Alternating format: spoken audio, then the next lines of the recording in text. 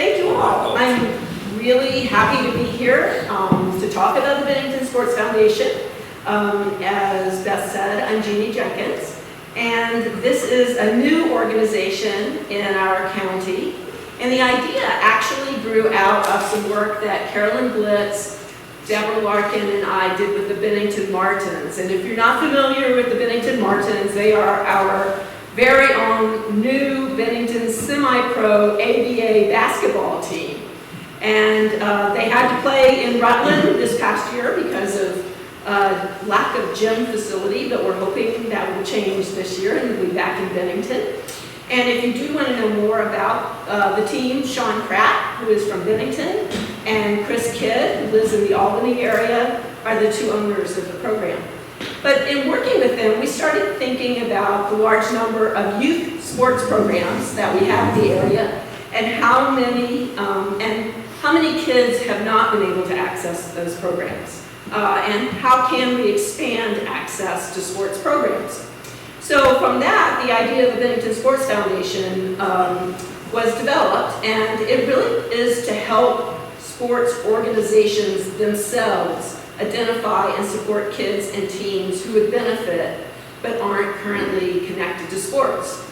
And so we would do that by working directly with the sports organization rather than kids. So it's a slightly different way of looking at this. And we would work with the sports program to provide financial support to attract new participants, to provide financial support to hire teams to work in the programs, such as being a counselor or a counselor in training, and also to provide curricula and research for program growth and development.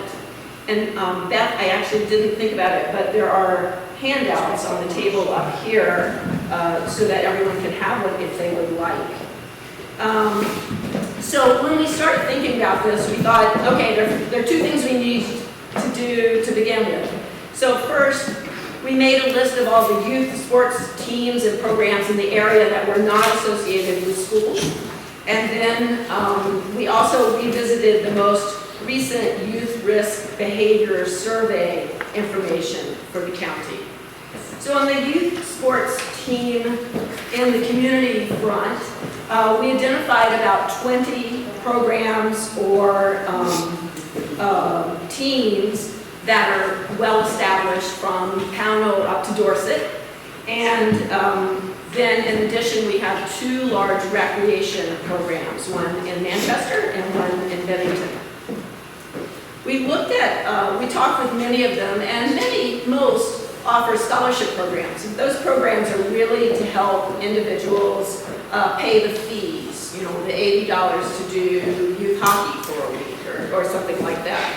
Very few programs have the capacity to address other barriers like transportation or food or appropriate footwear or other equipment that is needed to participate in sports. And then we looked at the Youth Risk Behavior Survey. The most recent one was in 2019. It's done every couple of years, so this is pre-pandemic data. But I think it is, it's totally, I think it's accurate. And most of this focuses on the South Shire because the schools that participate in the Youth Risk Behavior Survey are public schools. So most of this data is the Bennington area and is the catchment area for the Southwest Vermont Supervisory Union. So first of all, I think many of you know that we have a large population or percentage of low-income families in the Bennington area. And the way that translates is that if you look at the number of students, kindergarten to 12th grade, who are eligible for free or reduced meals in our school's catchment area in the South Shire, it's 86% of the kids. That is more than double the 40% average for the state. So 86% is a really high number, and as most of you know, that has played out that everyone is eligible for free meals at the schools, and they serve 7 meals at the school.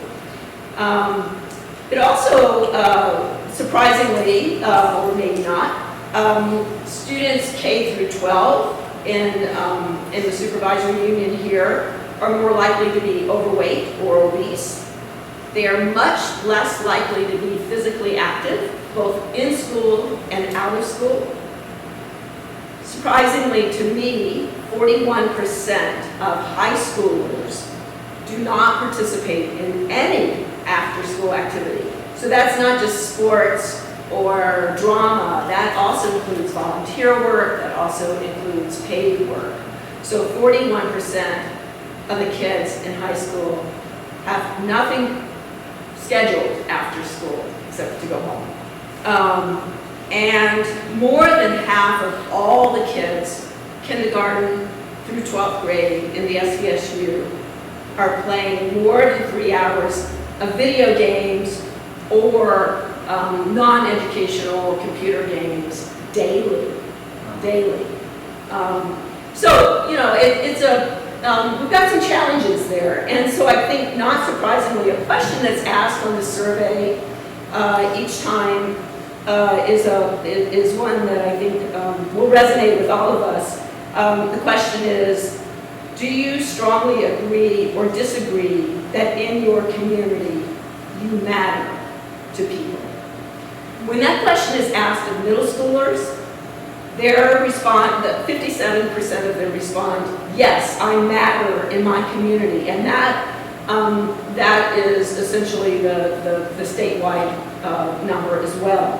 If you ask that same question, do I matter to my community, to high school students, the response you get is only 45% think they matter in their community. So it drops from 57% to 45%. Statewide, the number does not drop.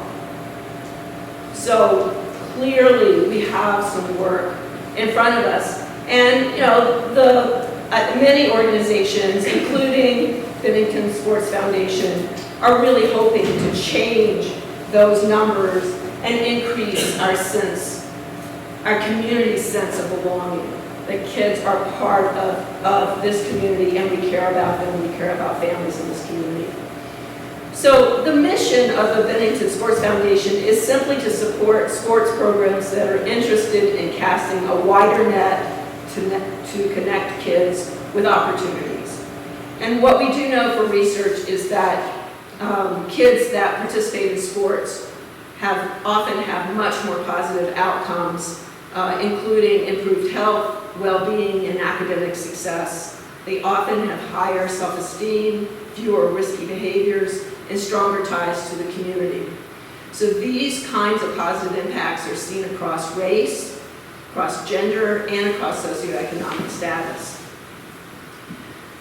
The Bennington Sports Foundation is interested in providing financial support and educational resources to programs that are interested in connecting and supporting kids that have barriers to participation, and to build the kinds of leadership skills through paid work that older teens really need to have. One of the things that educators will tell you very quickly is that kids often need to be invited in to try something new and to see themselves as deserving of an opportunity. They often won't step up without an adult there or someone saying, you do matter, and you are awesome. So one of the things we did was reach out to the school systems. We talked with staff and teachers at the supervisory union here, the SVSU. We also met with staff and teachers at Burton and at the Bennington Rutland Supervisory Union, which covers the North Shire, Manchester area for elementary and middle school. And all the schools were really excited because they know these kids. You know, they know kids that if they had the opportunity, they would take it. But they need the assistance in getting to the opportunity. So, the three things that I'd like to say, ways that you guys can help. First, support this changing culture. A more diverse and inclusive environment will benefit us all. Rotary is the premier organization for really stepping out into the community, being there to help people meeting them where they are. And I think your active work on inclusion and equity in this particular chapter really puts you in good stead to be ambassadors for this kind of change. Second, encourage sports programs that you work with or your kids are involved in to think about casting a broader net when they recruit. Many of the programs in our communities, most of them are volunteer run, and I would say many of the programs recognize there are barriers beyond just the fees to engage. And I'm thinking one volunteer that I spoke with was talking about, she knew that some of the kids that participated in her sports program, if they came to practice, then they missed the after-school meal, and that might be their meal for the evening. And so something like being able to have snacks or pizza for everyone, so you're not singling out anyone, but being able to say, there will be something here for you to eat when you come to practice, means that all the kids can come to practice. Another program that is a basketball program, again, uses gyms all over the South Shire for practice. It depends on what gym is open. So some weeks they're at North Bennington grade school, other weeks they're at the middle school, they could be down in Pownell. If you don't have transportation, if you don't have a parent who can take you, then you really can't participate in that program. So just looking at those barriers that really keep everyone that wants to from participating is really what we're trying to do. And then the third way that you can help is always, you can support us financially. There's always that, and there's information on the flyer about how to do that. You can go to the Bennington Sports Foundation website and give there. We're really excited about this program. I think it has the potential to really engage kids and families and really strengthen our community. And I thank you very much for giving me the opportunity to talk, and I'm happy to answer any questions you have. Thank you. Yes. I'd like to speak to this. Yes. Excuse me. When life changed for me and I ended up in Bennington, I was teaching 7th grade at the end of my teaching days. And you mentioned about prestige in high school if you're playing sports. No, that's only for the winners of sports. If you're successful in sports and you're not cut, you are prestigious. You go into those. So what I want to just say is what I experienced each year, 3 times a year, was what I call the biblical gnashing of the teeth. The coaches cut kids from the team, and it is devastating. And I think it leads to what you were saying, that 40% go home and play their video games because they're successful, and they're losers in sports. My only point is, I hope you don't make this competitive. If kids play a sport like old people play golf, they do it for fun or they enjoy it. But if it's competitive, right? And that's my speech.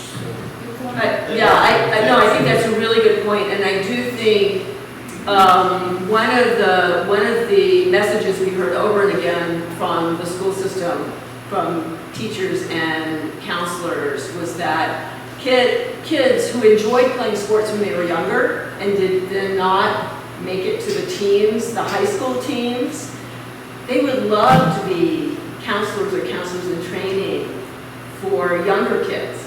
That they still love to play. They still play basketball. They just didn't play it on a team. They would love to help out with a youth basketball team. So finding ways to engage kids. I absolutely agree. Yes, please. I took home a copy of the student at-risk survey that we had presented here, and I remember from that one of the main barriers for kids participating in any kind of after-school program was transportation. Yes. Absolutely, absolutely. And so we've talked with programs about that, and so for one idea, for instance, was to give a mom or dad a gas card so that if they were interested in driving, but driving the gas was actually going to be a burden, there would be a way to level the playing field there, or to help kids establish a way to get the transportation without it being an embarrassment or something that they were I unable grew up to in do. central New York State, very rural, huge square miles per district, but they always ran a lake run bus so that they could go home on the lake bus. They might have to walk a little bit further to get home, but there was always that option. And that kind of is another way of leveling the playing field. I agree, and I understand that that is a possibility for next year for the school. Yeah, I agree totally. Yes, did you have a question? I just want to speak to that nature of the competitive nature of sports. I went to a high school where sports was required. So everyone had to play a sport 3 times a year, every trimester. And sport was about team building, it was about participation, it was about cooperation. It wasn't about winning. And so I would just reflect what you said, which is that, if you can remove not the competitive nature from the perspective of competing at your own level, but from the competitive nature of being able to play in general.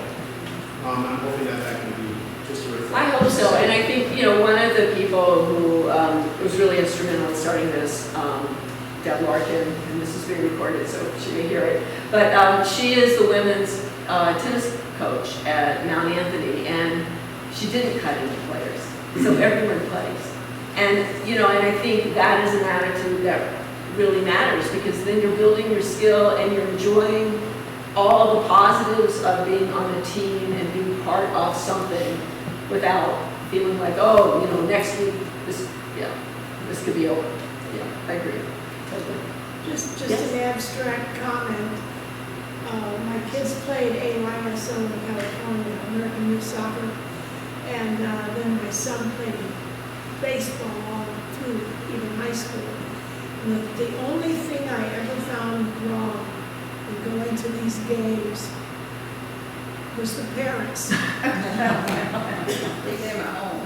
And they can be a problem in the stands and at home. Yes. Yes. Yes. Hi, Jeannie.